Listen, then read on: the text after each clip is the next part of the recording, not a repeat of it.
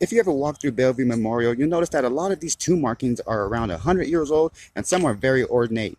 A cemetery with a lot of history, and it was laid out in 1892. A magnificent cemetery, one that holds its own attachment and pride with the city where Ontario's father, George Chapey, is buried, along with many other prominent figures of Ontario's past. And not to overshadow any significant others who are buried here, but it's a day to remember those who lost their lives while serving in the United States Armed Forces. A holiday known as Memorial Day, but once upon a time it was known as Decoration Day.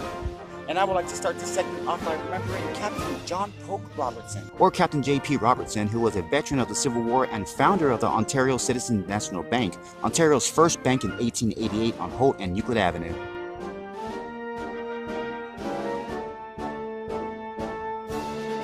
So J.P. Robertson was born in Seymour, Missouri in 1842, where he was a commission merchant. He served in the American Civil War, earning the name Captain. He was a very involved individual, including becoming a member of the Missouri State Legislature. Robertson moved to Ontario during the 1880s, and after he opened up his bank, he served as a president. He also served as city treasurer. And then in 1895, he made national news. Another bank not very far from his, called the Ontario State Bank Block, was robbed by two armed gunmen who had locked the bank teller Fred Stam in the vault. It was Robertson who showed up after hearing the commotion and was able to free Mr. Stam. And it became headline news since it was almost $5,000 that was stolen, and during those times, that was a lot of money.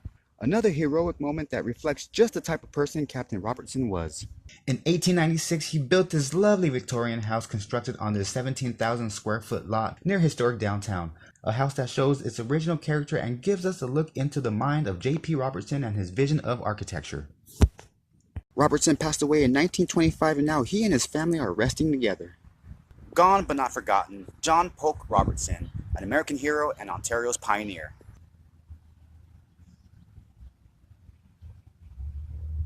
Now just across the way from Robertson's grave is something very appropriate to share with you. It's a Civil War memorial made of river rocks for Memorial Day back in 1908.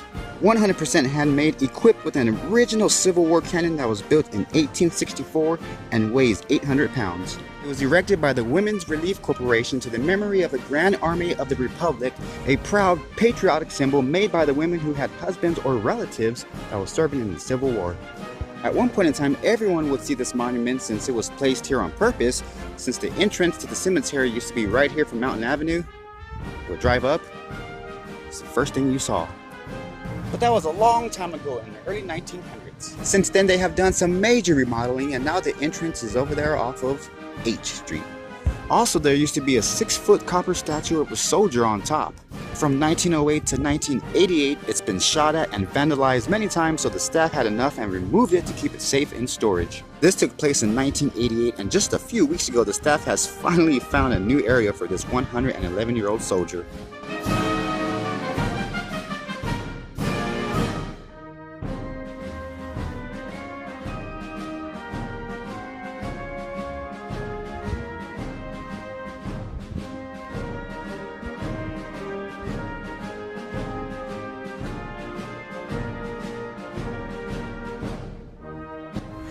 Now there is one other Civil War veteran that we will be visiting. His name was Dr. Orville Ensign, who was born on September 24th, 1844 in Ithaca, New York. During the summer of 1862, he enlisted in the Grand Army of the Republic and became a member of the 137th Regiment of the New York Volunteers.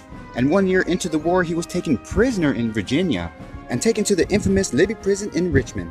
I'm not sure how long he went to prison for, but eventually he was freed after a prisoner exchange. But it's going to take a lot more than that to break his spirit, and in fact, he bounced back stronger than ever. In 1864, he fought his last battle, Sherman's March to the Sea. And after serving the whole duration of the Civil War, it was time to go home, but not before becoming the president of the Grand Army of the Republic.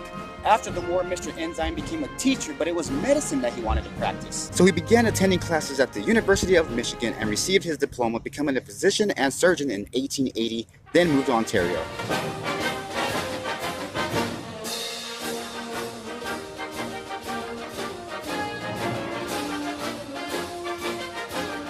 Captain John Polk Robertson and Dr. Orville Ensign, just two of the 143 Civil War veterans resting here at Bellevue Memorial Park Cemetery.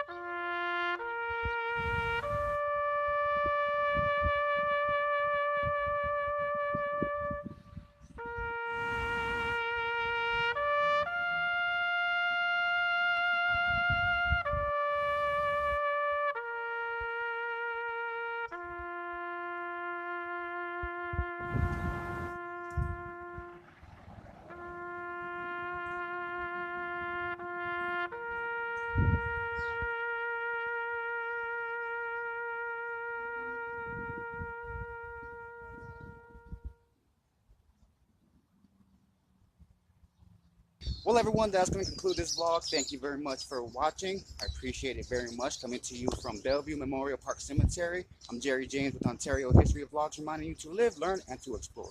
Until the next time, see ya.